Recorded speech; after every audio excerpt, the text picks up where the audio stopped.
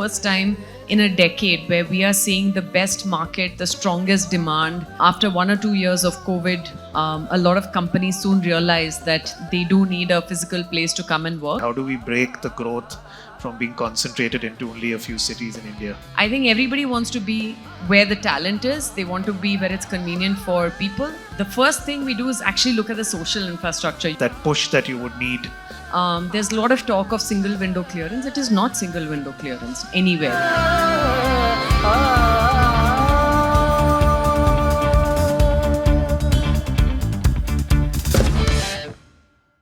Thank you, Nirupa. Thank you for joining me on the second part of this fireside chat on global capabilities, India at the center. Just like I introduced Lalit, you are also, for me, synonymous with real estate. And I would also add that perhaps one of the most understated real estate leaders that we have in the country, not just in Bangalore. I don't think too many people know that Brigade was one of the first companies to go public in an era where it was unheard of real estate companies to go for a listing. And I think you will be with the distinction of doing your second IPO soon. So congratulations and best wishes, Nirupa. But just staying with the theme, and I know Lalit talked about it a lot from a sort of operator perspective.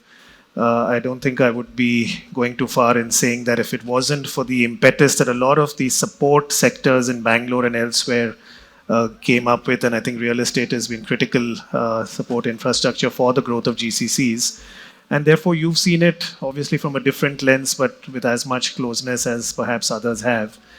Starting with sort of the COVID era, because I think that was a very tough time for the real estate sector. And I think many believed that this is the end of offshoring, this is the end of people setting up their capability centers. But we all know how wrong that analysis was. Just your sort of thoughts on how you all looked at that. How did you see the narrative changing and where do you see it right now? Good evening, everyone. Thanks for the question, Abhishek. Thanks for having me here. So yeah, I think when we had COVID, I remember doing a lot of panels on people saying office is dead, and a lot of office builders even looking at residential to diversify their asset classes and businesses. But luckily for us, after 1 or 2 years of COVID, a lot of companies soon realized that they do need a physical place to come and work because it was impacting collaboration, it was impacting how much IP was being developed, how much patents were being created.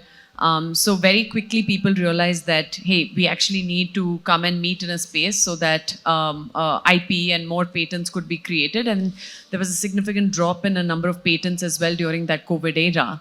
Now, of course, after a couple of years, the whole hybrid system started where people started coming 3 days to work. That still sort of exists. But and I think the whole work from home came from a lot of the IT and ITS sector. But credit to the GCCs, a lot of them were doing R&D. And for R&D, you had to be physically present in a lab to actually do work. So the GCC employees were actually back into office almost 5 days a week, mostly because they needed to be physically present in their labs or centers doing collaborative work, and that couldn't be done from home.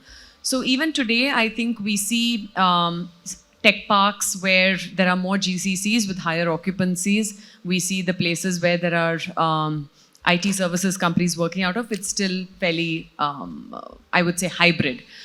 So as of today, as a real estate builder and as a builder of a lot of office spaces, we build these buildings for the next 4 decades to come, 40, 50 years. So it's not easy to understand where is this market going. So we always talk to our tenants, who a lot of them happen to be GCCs, to understand, hey, how are you thinking about real estate? As of today, what people are saying is, of course, office, there's a huge boom. As you know, India is going to lease the maximum amount of office space it's ever leased, I think in 2024. Probably about 70 to 75 million of office space is going to be leased in 2024. With that, say Bangalore is always the highest when it comes to office lease transactions. Prior to COVID, it used to do about 14 to 15 million square feet. But this year, it should touch about 17 million odd square feet, which is a very large number. So that just goes to show that a lot more people are taking up more office spaces, especially when it comes to GCCs. As of today, they contribute about $65 billion in revenue. This is only going to go up. As per A recent report, it said 10% per year is the CAGR that we're expecting GCCs to grow at. And if this is the case, then their requirement is slated to be at least 40 to 50 million square feet additional office space. So yes, maybe 2-3 years ago, we were wondering what the fate of the office place would be, but I think it's only growing. And we need to be in constant touch with our clients to understand how they're thinking about real estate, because it is based on them that we get the confidence to build more. So that actually leads me to the next question. And I think in the earlier session, Nirupa, there was this question of cities and what each city is known for. But even if you look at some of the examples Lalit gave, no one's yet talking about the tier 2 cities. Bangalore and Mysore have been waiting in the wings for a long time. We haven't heard of similar cities in other states as well. And obviously, as a builder, you will only follow where the demand comes. So where do you think this sort of thing is lock jammed? How do we break the growth from being concentrated into only a few cities in India? It's happening. It's happening surely, slowly but surely. I think some of the tier 2 cities that are seeing a lot of traction right now are Coimbatore, Trivandrum, a bit of, I would say, Gift City, because of the kind of push that the government is giving. And maybe in the north, like an Indore or Chandigarh could be some of those cities. So it is seeing a push. We are seeing greater demand. For instance, like you said, there was not much depth in the tier 2 markets. It was very, like any lease transactions would be based on 1 or 2 clients. You can't build for 40 years based on the demand of 1 or 2 clients. If that client leaves, then you'll be sort of left high and dry. But we are seeing a lot of depth now in a few tier 2 markets. So we are looking and considering those markets. I think when it comes to growth of GCCs, it's a little bit of a herd mentality also. If they see 1 or 2, then others also go. And forget tier 2 cities. You see that in, say, Bangalore. Currently everybody's in ORR. Everybody wants to be in Outer Ring Road. And as a builder, we are trying to go northwest, like Yeshwanthpur, or we're trying to build closer to the north of Bangalore, which is seeing that. But when I talk to clients, nobody wants to go northwest, even though, the infrastructure is already there. You already have your metro connectivity, northwest Bangalore. You have wider roads. There's no waterlogging. Yet everybody wants to be in Outer Ring Road where the problems exist. So when I keep talking to clients and I say, why can't you move? There is infrastructure waiting for you to come and work out of, and it's more cost effective. I think it's a bit of talent. Everything boils down to, hey, where do I have my talent? In Outer Ring Road, you hold a resume out of your window and you'll get like 10 job offers. So I think everybody wants to be where the talent is. They want to be where it's convenient for people. And but I do think it's a bit of herd mentality. So once you have a few people move to a certain part of the city or into a different tier 2 or tier 3 city, you will find others moving there as well. And it's just a matter of time. I think the next 5 years we'll see a lot of expansion into our tier 2 cities.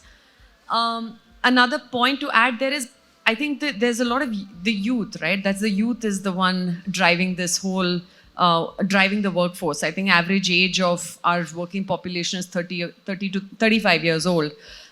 They need the social infrastructure. They need the restaurants, they need good schools, they need good hospitals. So everything has to go hand in hand. If you want, for instance, in Gift City, we actually have we operate out of 3 different states when it comes to your SEZ parks. One in Kochi, one in Bangalore or Karnataka, and one in Gujarat in Gift City. Nobody wants to come to Gift City. The infrastructure is there. The government push and incentives are there. Nobody wants to come there because there's no social infrastructure. So now I think government is looking at adding more bars, restaurants, allowing liquor to be served in that part of the country, because frankly, that is a driving force. I mean, it sounds very simple, but that is a driving force. Even if you don't drink beer, when you go to Gujarat, you have this thirst to drink beer. So it's just a driving force. So we need social infrastructure for the youth of the country. I was just going to make that point, Nirupa, that talent will move where there is social infrastructure. And I think you talked about Northwest Bangalore, and what you all did with Brigade Gateway, I think, has revolutionized that whole area. Just staying with this theme, what do you think is stopping people from doing these larger scale, multi-asset class developments? I mean, you see large corporate parks coming up, millions of square feet with, a few small restaurants and food courts. but nobody's really investing in building a livable city. I mean, again, since we're all from Bangalore, I think Bharatiya city to some extent is another such example. But why are there such few of these integrated conclaves? Availability of clean title and land, that's the main driver. If you have clean title and land, we are all ready to build. Brigade has been building large mixed-use townships, I think, since 2007 also. We started Brigade Gateway in Malleshwaram. Nobody wanted to come there. When we had World Trade Center, every consultant said, you're mad to build office here. But, over time, people have understood, okay, it's a new hub. We are actually looking to build a 75-acre township closer to the airport, and with a focus on bringing more GCCs there. And we are thinking, hey, what is the social infrastructure we need to create? And it's somehow left to builders such as ourselves to provide the social infrastructure. And I would say today, when you think about office, the first thing we do is actually look at the social infrastructure. You first lease your gym, you first lease your creche, you figure out how many bars, cafes, and restaurants you can have in the campus, and then you start leasing it to clients. And the focus on food and beverage is becoming a lot more important. The focus on creche is fitness is becoming more important. So taking it to a larger scale, like a mixed-use township, I think all of us, at least we strongly believe that that is the future of our cities. With the kind of infrastructure issues that all of us have, mixed-use townships where you can live, work, play is the future of our cities if we want to sort of decongest our cities as well.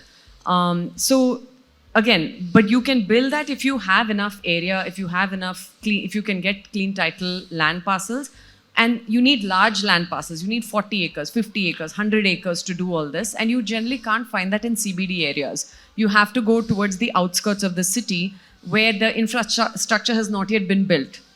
But if you build the roads first, if you build the metro connectivity first, I don't think people have an issue going 30 kilometers away, 40 kilometers away if the speed of traffic is there. So if you start building the infrastructure first, and then, I understand townships, if you want 100 acres of clean title, then you have to go towards the outskirts of the city. We are all ready to build. And therefore, is there a particular policy impetus that as a developer you would expect? I know the SEZ scheme had a lot of it. I would venture to say that it hasn't really been a catalyst enough.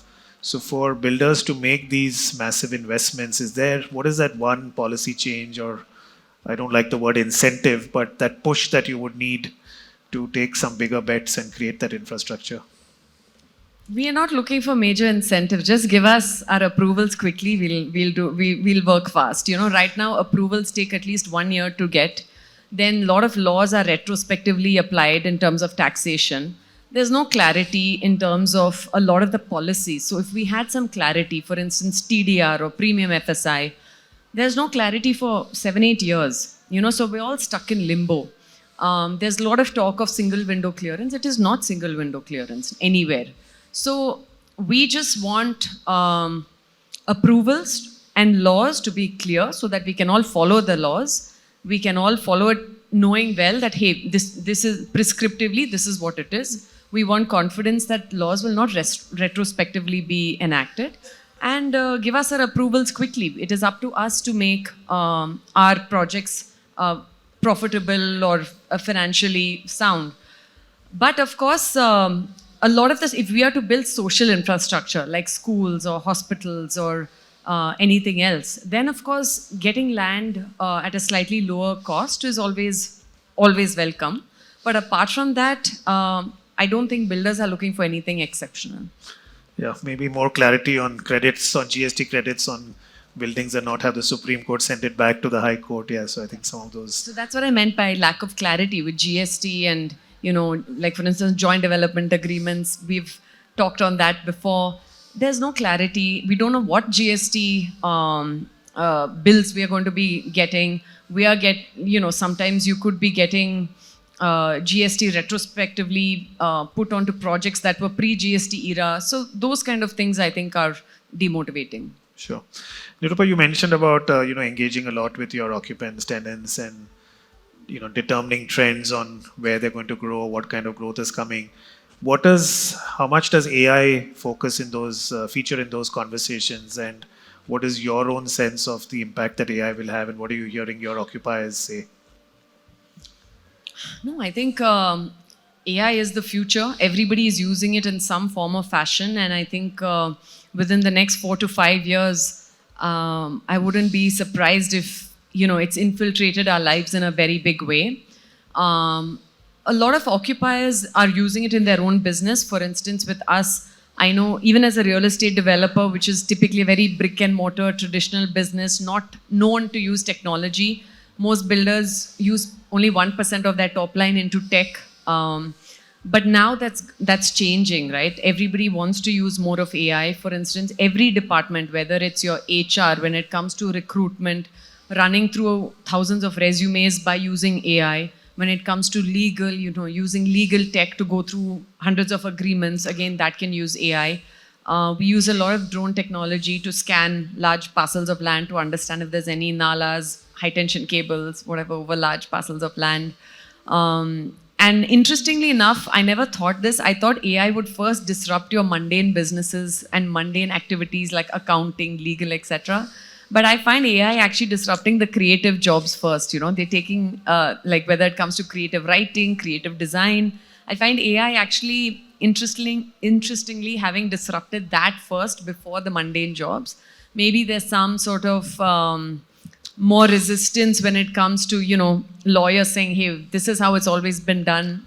A little bit of resistance when it comes to certain roles.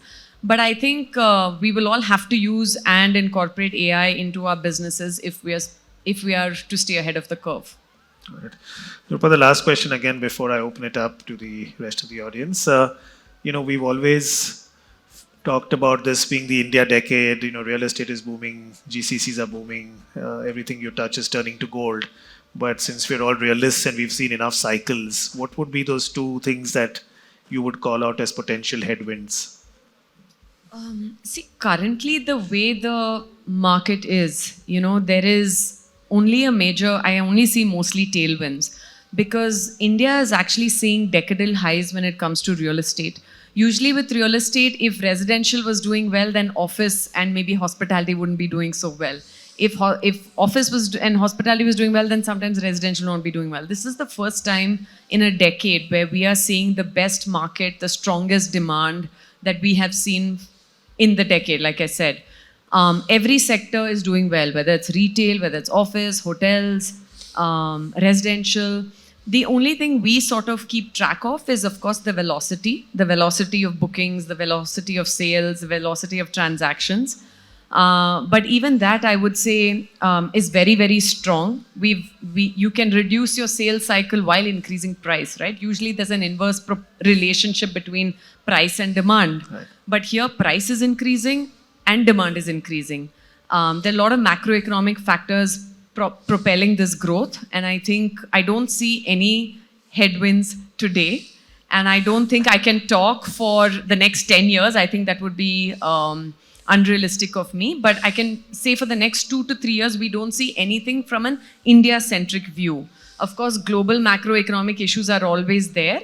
But despite the fact that we've had this Russian-Ukraine war, Israel-Palestinian war, it hasn't impacted India in a very large way. The other thing we track is like interest rates and where are home loans going. That has also increased. I think post-COVID, home loans were at 6.5%. It's moved up to 8.5%, but it hasn't impacted demand in any way. Unless maybe home loans touch 9.5%, I don't see sentiments dampening. Again, India being India, there's huge urban population, huge acceleration towards urbanization. Currently, 36% of our population lives in our cities. It's going to go up to 40%. That's an addition of another 50 million people into our cities. So I only see growth right now. And as long as there's central government stability, so again, I'm speaking only for the next 3 to 4 years, I don't see any major headwinds at the moment. Fingers crossed, Nirupa. Thank you. Touch wood. I would love to open it up for any questions. My name is Lokesh Singhal, and I have a question. Looking at the perspective of from Viksit Bharat 2047, and the increasing pressure on our existing cities and the infrastructure, and the government planning to create new cities. From your perspective, being a real estate developer, what's advice or what steps do you think the government should take to implement this faster in a more successful way? Thank you. Thank you for the question. See, the most important thing for other cities to develop is accessibility, right? Like for instance, Mysore has seen a huge growth impact. I think government has also talked about Mysore being a GCC, new GCC district. I think accessibility is the most important. First, you have to be able to get to it fast from a metro city. And of course, the other things that we spoke about, the social infra, and do they have, like Coimbatore, we talked about being another tier 2 market that is coming up. That's again because of the number of their 300 plus engineering colleges there. The engineering colleges, social infra now is picking up, lots more retail, lots more F&B. So I think apart from social infra, accessibility is the most important thing. I think government has already said that they're going to invest that 11.11 lakh crores into infrastructure. Yeah. And their plan to invest into infrastructure is for the next 7 years is double of what it was in the previous 7 years. So we need metro connectivity, smaller airports in the tier 2 markets, because that all helps. Real estate and accessibility. Like even North Bangalore, why is it growing now? Only because of the airport and the millions of people. I think 40 million people have come through that airport. So wherever you see large airports, you will see also builders coming along the way, developing their properties. And also because the road connectivity is very good there. But once the metro connectivity starts there, there'll be a different level of growth as well. Super. Thank you, Nirupa. Thank you for all your insights. It was a pleasure talking to you. Thank you for joining us this afternoon. Thank you so much for having Thank me. you.